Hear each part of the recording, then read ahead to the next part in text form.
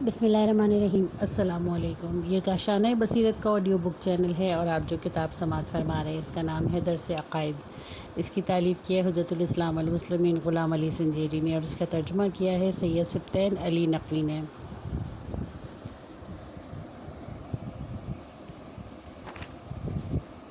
آئیے سنتے ہیں خلاصہ درس 33ویں درس کا۔ روایت کے مطابق انبیاء کی تعداد 1,64,000 تھی۔ آخری نبی رسول اکرم محمد مصطفیٰ صلی اللہ علیہ وآلہ وسلم ہیں اور انہی پر نبوت تمام ہوئی۔ خاتمیت پر مختلف دلائل موجود ہیں۔ من جملہ الف ختم نبوت کا عقیدہ ضروریات دین اسلام میں سے ہے، یعنی ہر مسلمان اس بات پر عقیدہ رکھتا ہے اور کسی مسلمان کو بھی کسی دوسرے نبی کے آنے کا انتظار نہیں۔ ب قرآن بھی رسول اکرم صلی اللہ علیہ وآلہ وسلم کو خاتم الانبیاء قرار دیتا ہے۔ ج احادیث و روایات میں بھی اس امر کی صراحت موجود ہے۔ کہا یہ جا سکتا ہے کہ وہ قوانین جو اسلام 1400 سال پہلے لایا تھا رسول اکرم صلی اللہ علیہ وآلہ وسلم کے دور کے لحاظ سے تھے اور زمان و مکان کی تغیر کے بعد اس دور کے لیے قابل استفادہ نہیں رہے۔ جواب منفی ہے، کیونکہ اسلام نے انسانوں کی ثابت ضروریات کے لیے ثابت جبکہ متغیر ہو جانے والی ضروریات کے لیے بوسیلہ اجتہاد متغیر احکام کو بیان اور واضح کیا ہے۔ سوالات: خاتمیت پر ایک عقلی دلیل پیش کیجیے۔ نمبر 2، قرآن کی آیت کے ذریعے ثابت کیجیے کہ رسول اکرم صلی اللہ علیہ وآلہ وسلم آخری نبی ہیں۔ سوال نمبر 3، یہ کیسے ممکن ہے کہ اسلام کے ثابت قوانین زمانے کی ان شرائط پر منطبق ہوں جو تبدیل ہو جاتی ہیں؟ 34واں درس، صفحہ نمبر 251۔ پلورزم دینی۔ ترجمہ ہے: جو کوئی بھی اسلام کے علاوہ کسی اور دین کو اختیار کرے گا تو وہ اس سے قبول نہیں کیا جائے گا اور وہ آخر میں خسارہ اٹھانے والوں میں سے ہوگا۔ سورہ آل عمران آیت نمبر 85۔ اہداف درس: پلورزم کی اصطلاح سے واقفیت۔ نمبر 2، پلورزم کے نظریے کی دینی نقطہ نگاہ سے تحقیق۔ نمبر 3، حقانیت اور نجات کے حاصل کے سلسلے میں اسلام کا نظریہ۔ سوال یہ ہے کہ اگر کوئی شخص دین اسلام پر اعتقاد نہیں رکھتا مگر اس کا اخلاق و کردار اچھا ہے تو کیا ایسا شخص نجات پا کر جنت کا راہی ہو سکتا ہے؟ اس طرح اگر کوئی دین اسلام پر اعتقاد رکھتا ہے مگر اس کے کردار میں جھول ہے تو کیا ایسا بندہ سعادت پا سکتا ہے؟ ان سوالوں کے مختلف جوابات دیے گئے ہیں۔ ان سوالوں کے جواب علم الکلام جدید میں پلورزم دینی یعنی مشارکت دینی کے عنوان سے زیر بحث لائے جاتے ہیں۔ ضروری ہے کہ پہلے ہم اس اصطلاح پلورزم دینی سے آشنائی حاصل کر لیں۔ پلورزم لفظ پلورل سے مشتق ہے جس کے معنی جمع اور کثرت کے ہیں۔ اس کے ساتھ موجود ازم کا لاحقہ میل اور طرز فکر پر دلالت کرتا ہے کہ یہاں جو یہاں کسی امر میں کثرت کے قائل ہونے کے معنی میں ہے۔ اس بنا پر پلورزم کا معنی کثرت کی جانب میل رکھنا ہے اور پلورزم دینی کا مطلب ایسا مکتبہ فکر جو متعدد ادیان کی جانب میل کا معتقد ہو۔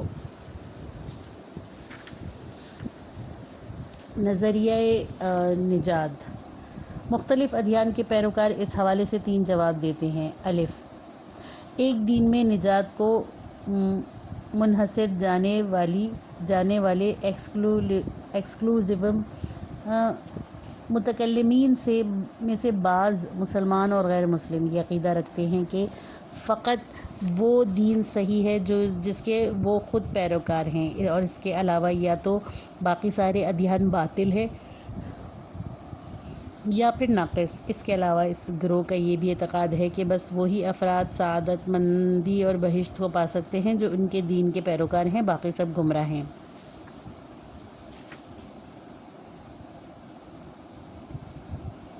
نمونے کے طور پر بہت سے عیسائی یہ اعتقاد رکھتے ہیں کہ فقط وہی لوگ کامیاب ہو سکتے ہیں جو حضرت عیسیٰ علیہ السلام کے الوہیت کے ساتھ ساتھ ان کے فدیہ وار موت پر بھی ایمان رکھیں اور باقی تمام انسان چاہے وہ جناب عیسیٰ علیہ السلام سے پہلے ہی کیوں نہ مر گئے ہوں یا جنہوں نے حضرت عیسیٰ علیہ السلام کا پیغام بھی نہ سنا ہو، کامیابی اور جہنم سے رہائی حاصل نہیں کر سکتے۔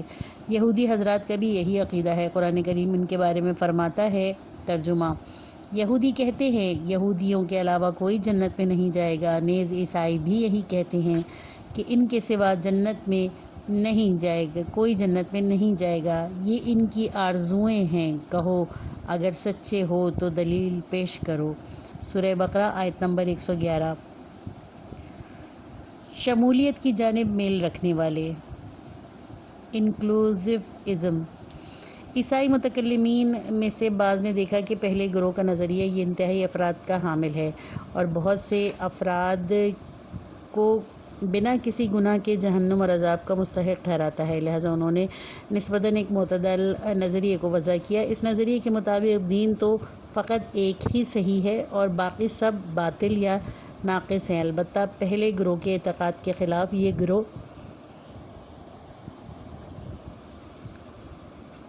یہ عقیدہ رکھتا ہے کہ وہ افراد جو عیسائی تو نہیں ہیں مگر ان سے اچھے اعمال صادر ہوئے ہیں وہ بھی جنت میں جائیں گے۔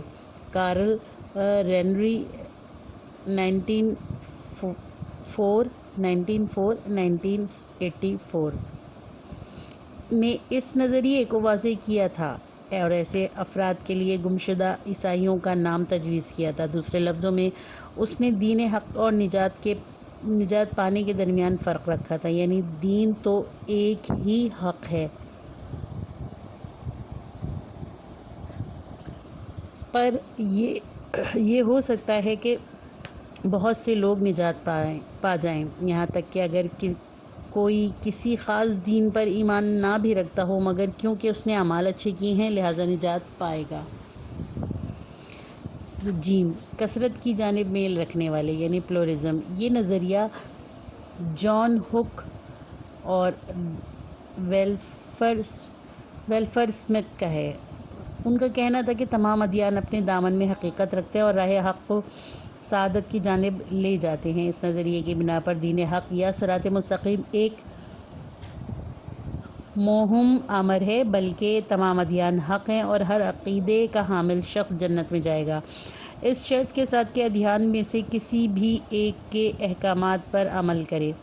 ذرا اسی وقت سے اس نظریے کا باطل ہونا روشن ہو جاتا ہے۔ یہ کیسے ممکن ہے کہ دو دین ایک دوسرے کے خلاف اور متناقض احکامات دیں اور پھر بھی دونوں صحیح ہوں؟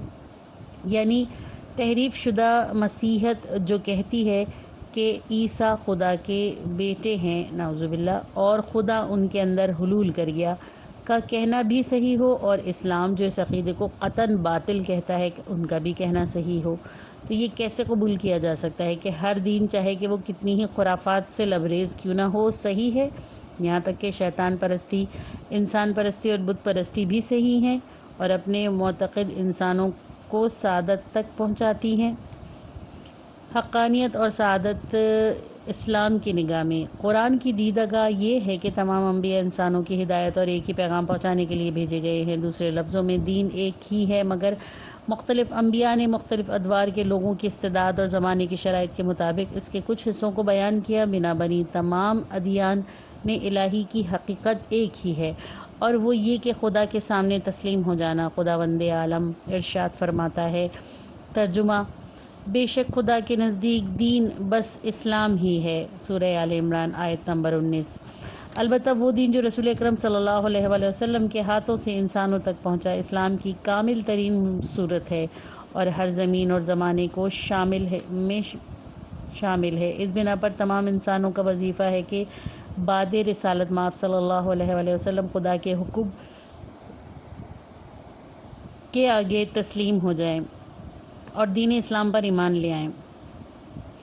ترجمہ: اے وہ لوگوں کہ جن کے لیے آسمانی کتابیں نازل کی گئیں، قرآن ہم نے نازل کیا، وہ تورات اور انجیل کی تصدیق کرتا ہے، ایمان لے آؤ اس سے پہلے کہ ہم تمہاری شکلوں کو ان پر موجود گمراہی کے اثر کی وجہ سے مٹا دیں اور انہیں الٹے پیر پلٹ دیں یا ان پر اصحاب سبت کی طرح لعنت و عذاب بھیجیں، اور خدا کا امر تو ہو کر رہنے والا ہے۔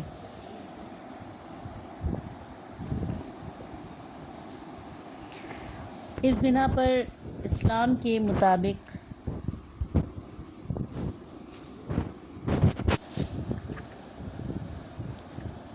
تمام ادیان الہی محرف ہونے سے پہلے ایک ہی پیغام یعنی کہ توحید کے منتقل کرنے والے تھے، اور تمام حق تھے۔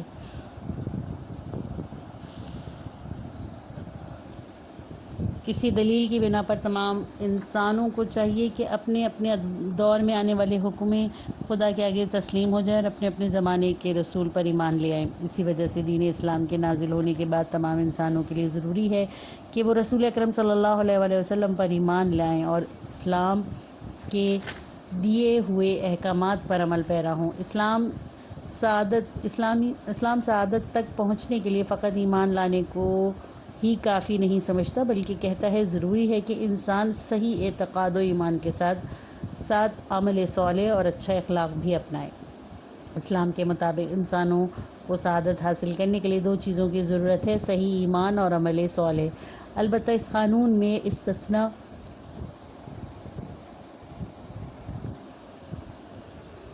موجود ہے، کیونکہ ممکن ہے کہ کسی شخص کے ایمان نہ لانے میں اس کا اپنا کوئی قصور نہ ہو، مثلا اسلام کا صحیح پیغام اس کے کانوں تک نہ پہنچا ہو اور وہ ہدایت سے محروم رہ گیا ہو۔ تو اس صورت میں آیت قرآنی کے اساس پر اور عقل کے حکم کے مطابق بھی ایسے شخص پر عذاب کرنا خلاف عدل ہے، کیونکہ کسی کو قانون بیان کرنے سے پہلے سزا دینا خلاف عدل ہے۔ البتہ اگر کسی نے خدا کا پیغام سنا اور پھر بھی تسلیم نہ ہوا تو ایسے شخص سعادت تک نہیں پہنچ سکتا، نیز دوچار عذاب بھی ہوگا، چاہے بہترین کردار و اخلاق کا ہی کیوں نہ ہو۔ آیت کا ترجمہ ہے: جو کوئی بھی اسلام کے علاوہ کسی اور دین کو اختیار کرے گا تو وہ اس سے قبول نہیں کیا جائے گا اور وہ آخرت میں خسارہ اٹھانے والوں میں سے ہوگا۔ کیسے خدا ایسیوں کو جو عناد و سرکشی کی وجہ سے ایمان لانے کے بعد کافر ہو گئے ہوں راہ راست کی طرف ہدایت کرے گا، اس کے ساتھ کہ گواہی دی کہ بے شک یہ رسول برحق ہے اور روشن دلائل ان کے لیے آئے، اور خدا کبھی بھی ستمگروں کو ہدایت نہیں کرتا۔ ان کی جزا یہ ہے کہ خدا اور اس کے فرشتے اور تمام انسانوں کی ان پر لعنت، اور یہ تا ابد جہنم میں رہیں گے اور ان سے عذاب برطرف نہیں کیا جائے گا اور نہ ہی انہیں مہلت دی جائے گی۔ سورہ آل عمران آیت نمبر 85-88۔ اس بنا پر اسلام کی نگاہوں میں اول تو پلورلزم دینی ایک باطل نظریہ ہے اور جتنے بھی ادیان یعنی غیر الہی یا الہی تحریف شدہ راہ حقیقت پر نہیں ہیں۔ دوسرا، ہر جگہ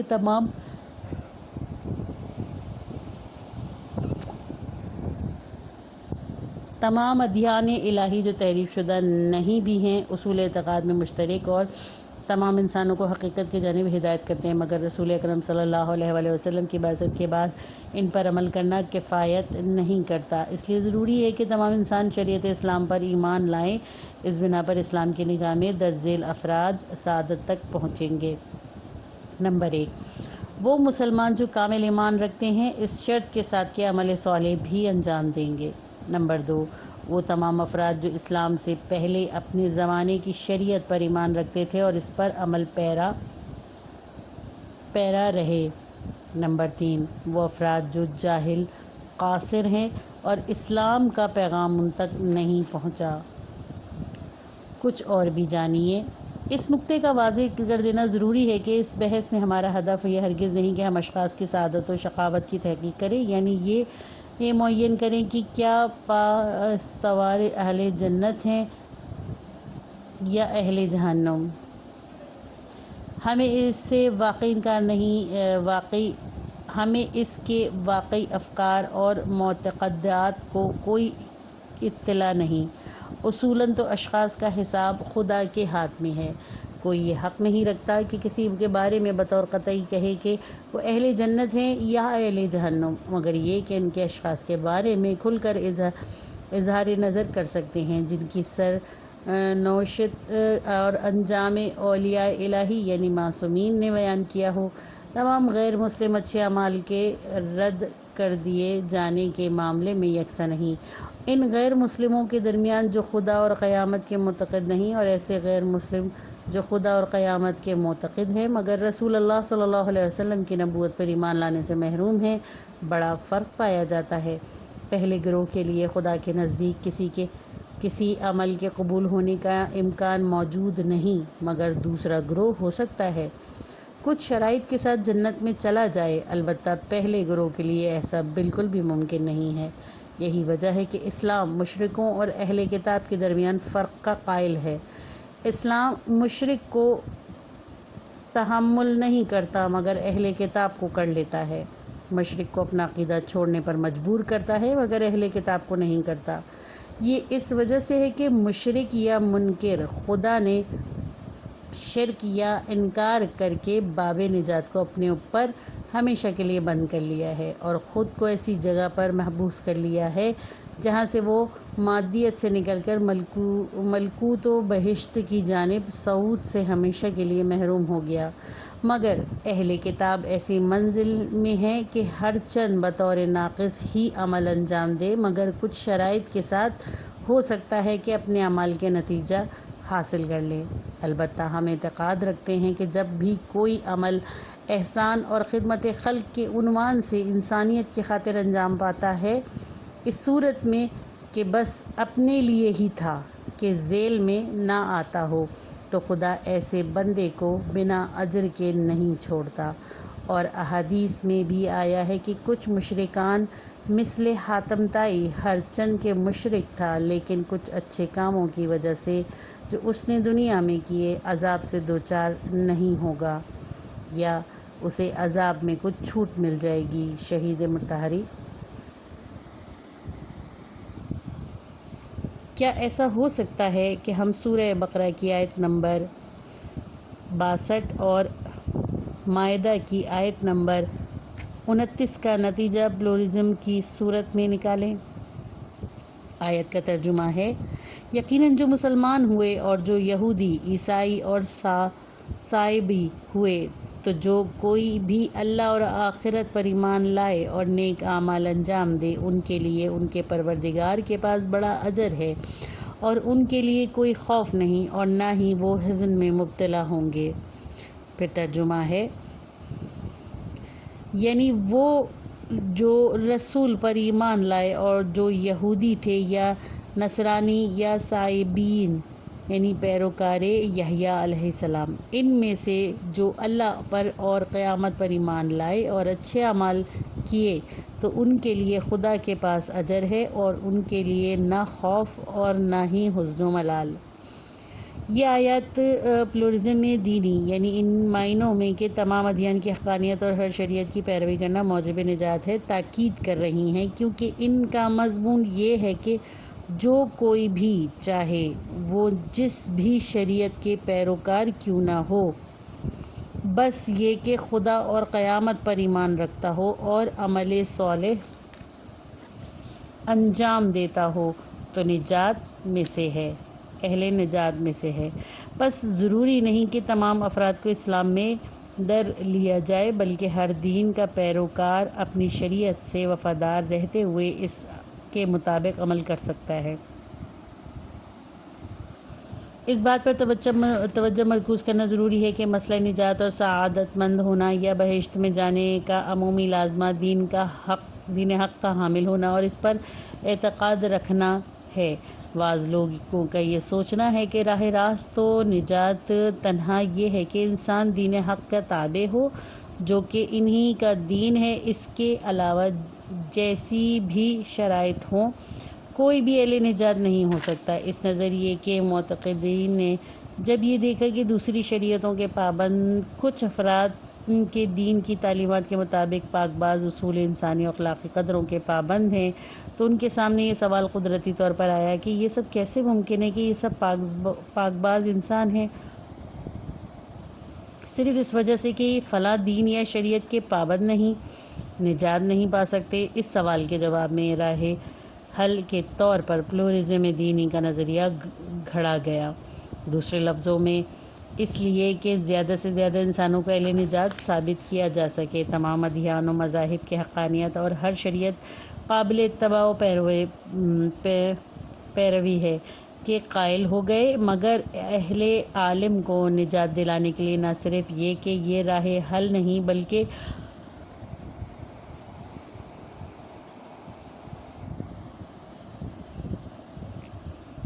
بلکہ عقلی و نقلی دلائل کی بنا پر یہ راہ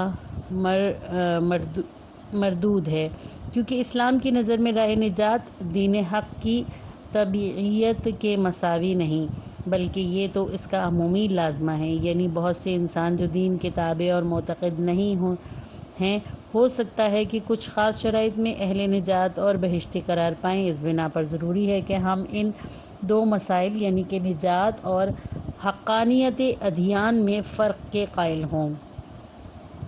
ریفرنس نمبر 1 جواد عاملی پلورزم میں دینی، صفحہ نمبر 351۔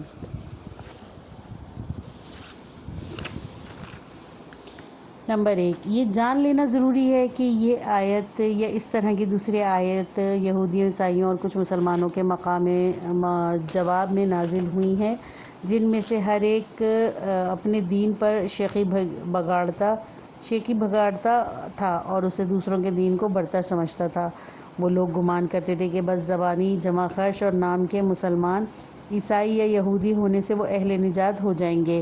خدا نے مذکورہ آیت کو اس وہم کے رد میں نازل فرمایا کہ صرف نام رکھنے سے کچھ نہیں ہوگا، بلکہ خدا اور روز قیامت پر حقیقی ایمان اور عمل صالح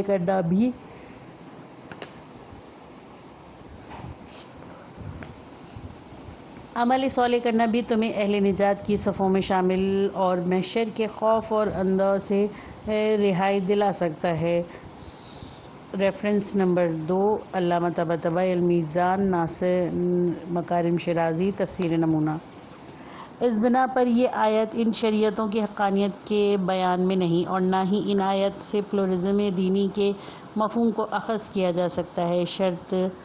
شرط نجات یعنی خدا اور قیامت پر ایمان اور عمل صالح۔ ہر شریعت کی اس کے اپنے زمانے میں حقانیت کے ساتھ کا ملا سازگار ہے۔ دقت فرمائیں۔ اور اس سازگاری پر قرآن اور حدیث میں فراوانی کے ساتھ دلائل موجود ہیں، جس میں سے چند کو آگے چل کر پیش کیا جائے گا، مگر یہ معاملہ ان کی آیت سے پلورزم دینی کو اخذ کرنا نہ صرف یہ کہ کوئی دلیل اور گواہ نہیں رکھتا، بلکہ ایسا نتیجہ اساسی طور پر آیت کے ظاہر کے خلاف ہے، بلکہ قرآن اور روایات سے ایسے مفہوم کو اخذ کرنے کی رد میں کافی دلائل دستیاب آ جائیں گے۔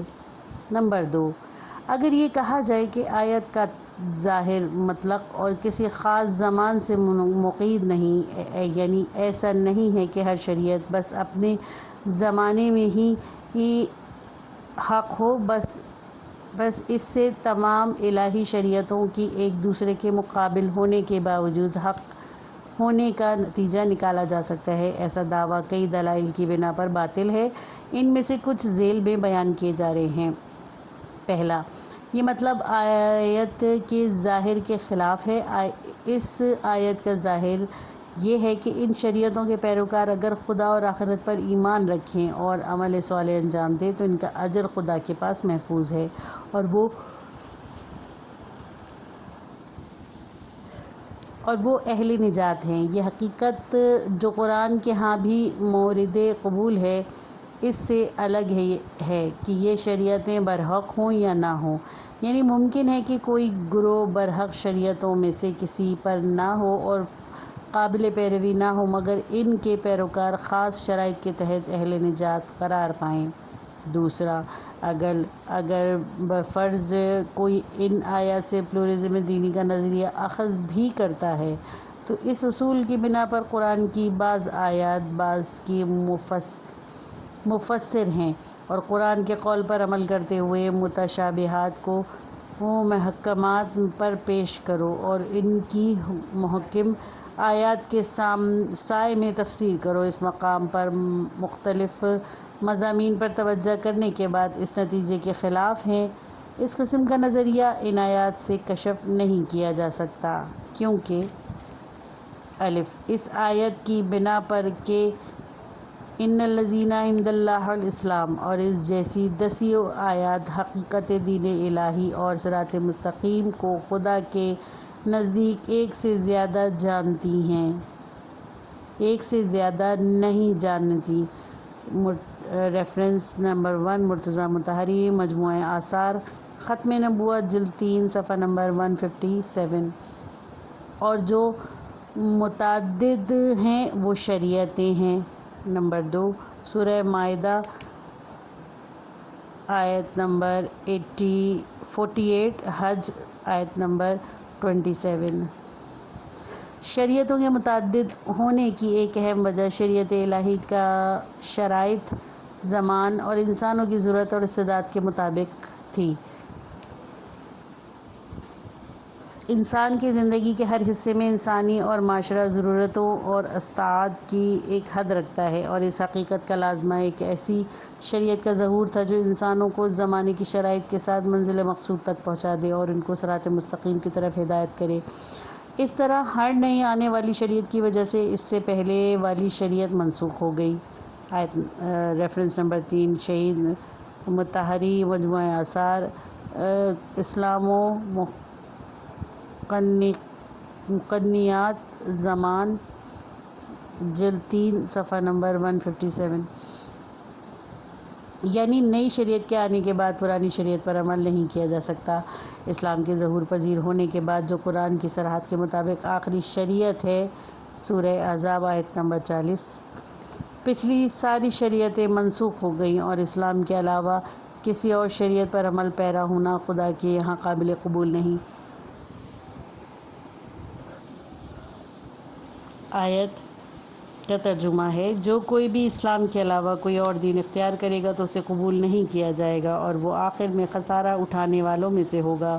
سورہ آل عمران آیت نمبر 85۔ شہید مطہری نے اس آیت کی توضیح میں فرماتے ہیں کہ اگر کہا جائے کہ یہاں اسلام سے مراد خاص ہمارا مسلمانوں کا دین نہیں ہے بلکہ خدا کے سامنے تسلیم ہو جانا، تو اس کے جواب یہ ہے کہ اسلام وہی تسلیم ہے اور دین اسلام بھی دین تسلیم ہے، مگر حقیقت تسلیم کی ہر زمانے میں ایک شکل تھی، اور اس زمانے میں اس کی شکل یہی دین گراں بہا ہے جو رسول اللہ صلی اللہ علیہ وسلم کے ہاتھوں پر ظہور پذیر ہوا،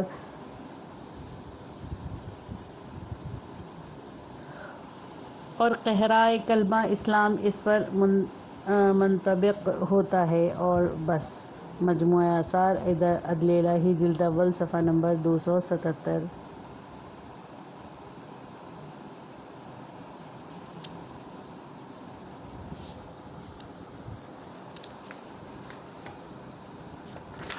لہٰذا خاتمیت رسول صلی اللہ علیہ وآلہ وسلم اور ناسخیت دین اسلام کے ہوتے ہوئے یہ کیسے کہا جا سکتا ہے کہ سورہ بقرہ اور مائدہ کی آیت پلورلزم دینی کے نتیجے تک پہنچاتی ہیں؟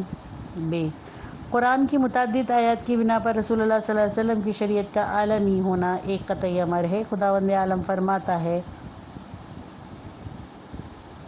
ترجمہ: کہو اے لوگو، میں خدا کی جانب سے تم سب کی طرف پیغمبر ہوں۔ سورہ اعراف آیت نمبر 158۔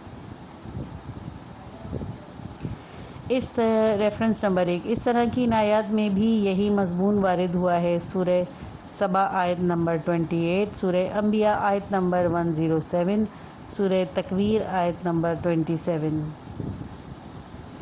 اسلام کے عالمی ہونے سے مراد یہ ہے کہ شریعت الہی دنیا میں بسنے والے تمام انسانوں کو اپنی پیروی کی دعوت دیتی ہے اور اسے بنی نوع بشر کی ہدایت و نجات کا موجب جانتی ہے۔ ریفرنس نمبر 2 اعراف آیت نمبر 158، آل عمران 132، سورہ نساء آیت نمبر 13، 59 اور 69، سورہ توبہ آیت نمبر 71، سورہ نور آیت نمبر 52 to 54۔